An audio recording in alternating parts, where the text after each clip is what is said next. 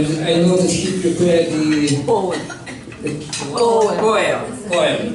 He prepared the oil. Okay, right. Good. Do you need mic? Do you need Michael, slowly.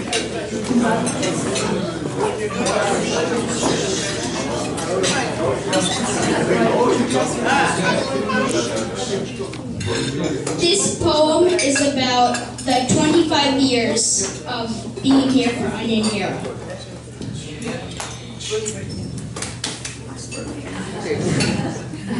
"25 years of coming here, and you have been through a lot of fear. You lived in Russia, so far away, when here it was night, there it was day. But you wanted to be free, so as you could see, you moved to America and started my family tree. I have a mother, and we love each other, so I know she came from a place like no other. And Gara, I say thank you, because you moved to America and are great-grandparents too.